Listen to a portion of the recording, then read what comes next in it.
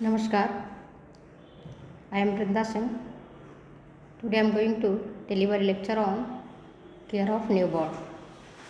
आज मैं नवजात शिशु की देखभाल पर आपको बताऊंगी कि नवजात शिशु की देखभाल कैसे और किस तरह से किया जाना चाहिए।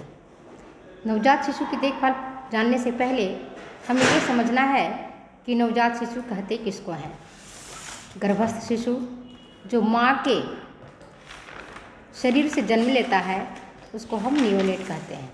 मतलब जन्म के तुरंत बाद जो बालक पृथ्वी पर आता है, धरती पर आता है, पैदा होता है, उसको हम नियोनेट कहते हैं। नियोनेट लैटिन भाषा के शब्द नियोज से बना है, जिसका अर्थ होता है नया। तो न्यू बॉर्न का मतलब होता है नया जन्मा हुआ बालक। अब हम ये देखेंगे कि कब तक के बालक को हम कहेंगे कि नियोनेट है, न्यूबॉर्न है।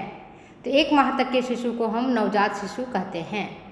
जन्म से आधा घंटा आयु तक के बालक को हम पार्ट यूनिट कहते हैं। जन्म से जो बालक अगर जन्म लिया है और उसका आधे घंटे तक हो गया है तो उस उम्र तक के बालक को हम पार्ट यूनिट कहते हैं। इस अवस्था में बच्चे की नाल जो होता है ना, माँ के बॉडी से जुड़ा हुआ रहता है और उसी से बालक पोषण प्राप्त करता है। तो जो बच्चे की नाल है को काट कर माता से अलग करते हैं। कुछ चिकित्सक और वैज्ञानिक नियोनेट के स्थान पर नवजात शिशु या न्यूबॉर्न इन्फेंट का इस्तेमाल करते हैं। और कुछ लोगों का कहना है कि जन्म से लेकर के 10 दिन तक की अवस्था नवजात शिशु की अवस्था होती है। और वहीं सामान्य लोग मानते हैं कि नवजात शिशु की अवस्था जन्म से लेकर के 1 माह तक का होता है। अब हम देखते हैं नवजात शिशु की क्या क्या विशेषताएं हैं। क्या विशेषताएं हैं, क्यों इनको देखभाल करना आवश्यक होता है। नवजात शिशु को अगर देखोगे तो बहुत ही कोमल होता है, इतनी सॉफ्ट कि उसको छूने में डर लगता है। बिल्कुल वो शीशे के समान होते हैं और स्वतः या स्वयं रूप से जीने में अक्षम और शक्त होते हैं। थोड़ी सी अगर लापरवाही बरत दिया जाए तो उनकी जान जा सकती है, चली भी जाती है, आप देखते भी होंगे। इसलिए उसके पालन पोषण,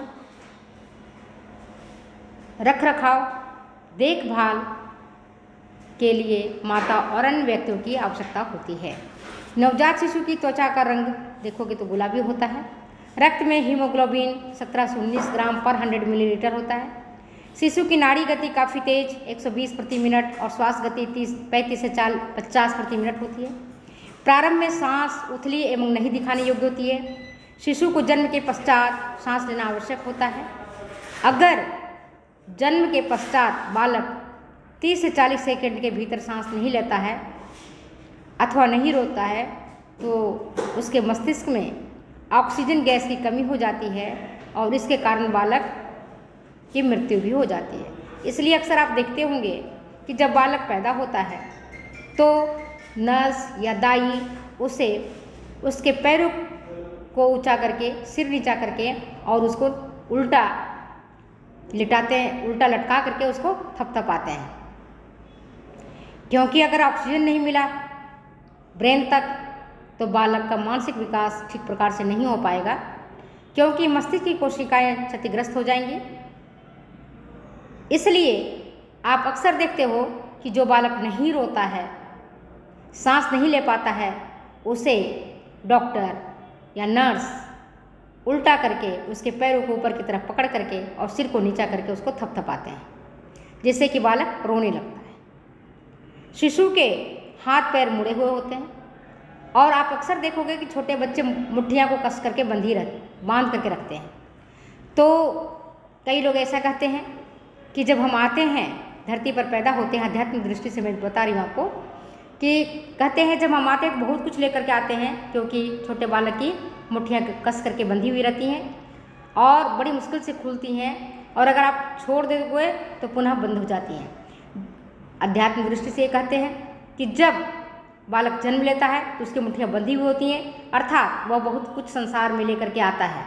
और जब उसकी मृत्यु हो जाती है व्यक्ति की, तो खुला हाथ जाता है, हथेली में ये बता के जाता है कि हमारे हाथ में कुछ भी नहीं है, मैं कुछ भी लेकर के नहीं जा रहा हूँ।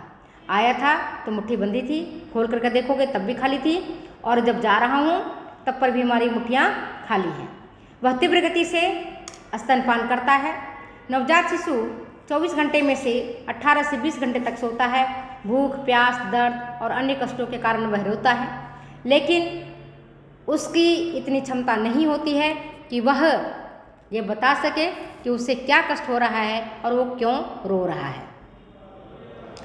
जन्म के पश्चात नवजात शिशु का तापमान, बॉडी टेम्परेचर गिर सकता है, इसलिए तुरंत ही उसके जो देखभाल करने वाली माताएं हैं या जो उनको दादी या नानी या चाची या फूआ जो भी उसको बच्चे को देखभाल करते हैं, उनको तुरंत ही अपने ऊनी वस्त्र में लपेट करके उसको रखते हैं, क्योंकि बॉडी का टेम्परेचर उसका गिर सकता है। नवजात शिशु की संभाल में काफ़ी सावधानी और धैर्य बरतने की आवश्यकता है। शिशु के साथ कोमलता से व्यवहार करना होता है। 9 माह तक शिशु अपने माँ के गर्भ में रहता है तथा जहाँ उसे उचित सुरक्षा और तापमान मिलता है। एमनियोटिक फ्लूइड में वह तैरता रहता है। बिना अपनी आंतों और पाचन प्रणाली के प्रयोग किए ही माता के प्लेसेंटा से सीधे ही पोषण प्राप्त करता है। बिना फुफ्फुसीय श्वसन क्रिया के ऑक्सीजन प्राप्त करता है। उसके जीने के लिए सभी आवश्यकताएं माता के गर्भ से ही प्राप्त होती हैं, परंतु शिशु को जन्म लेने हेतु एक कठिन प्रसव प्रक्रिया से होकर के गुजरना पड़ता है।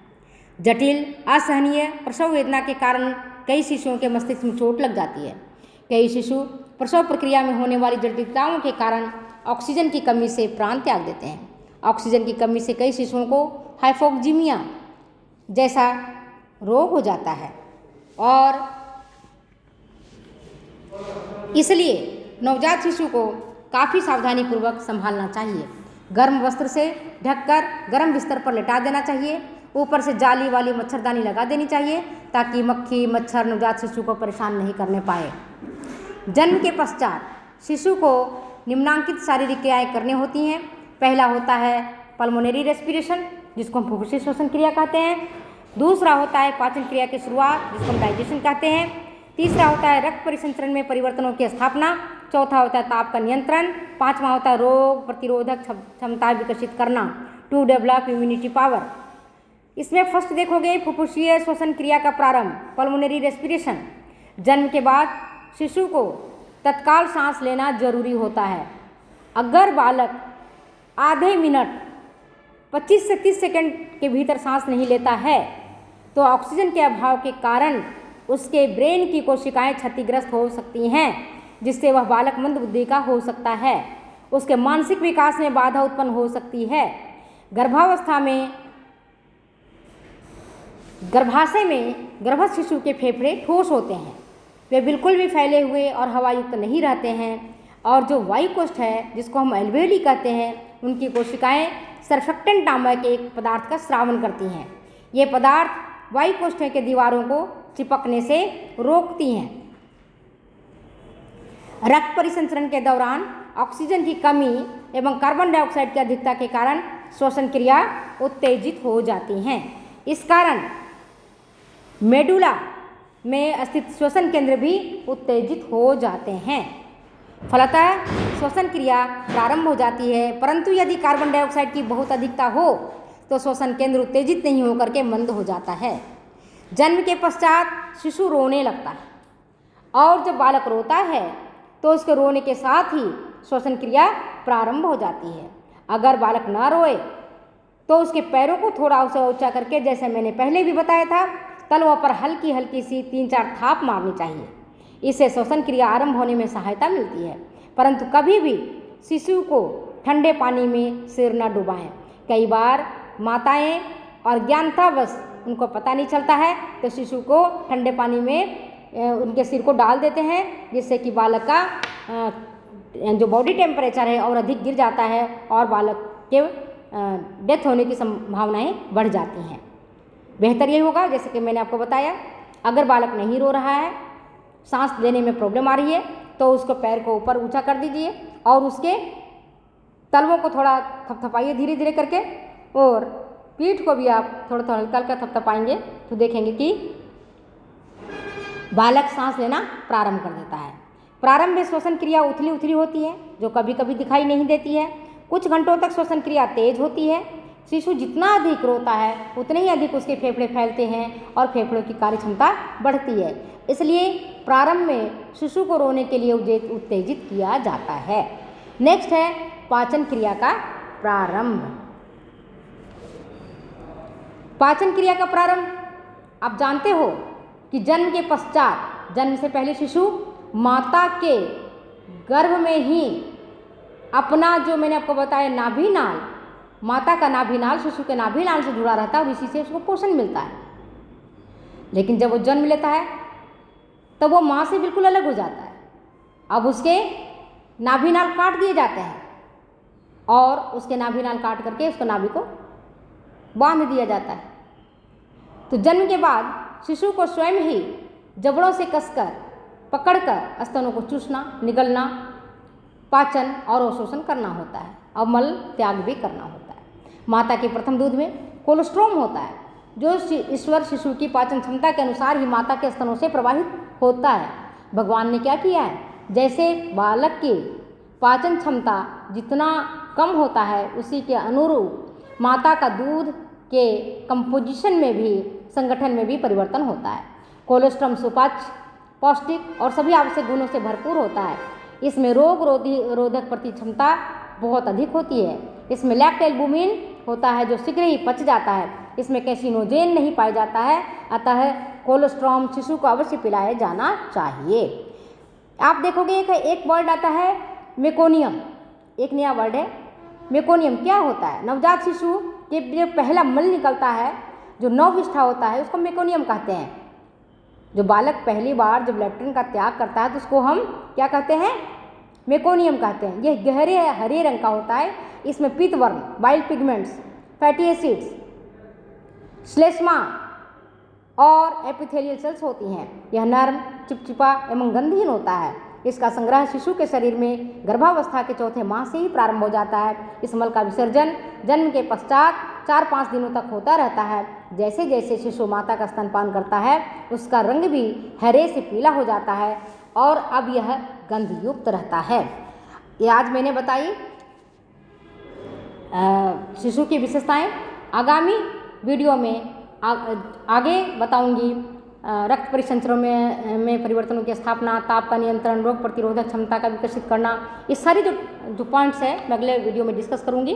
तब तक के लिए मुझे जाने की इजाज़त दीजिए। थैंक यू, नमस्कार। अगर ये वीडियो अच्छी लगती है तो प्लीज़ शेयर करें, कमेंट करें, सब्सक्राइब करें। Thank you.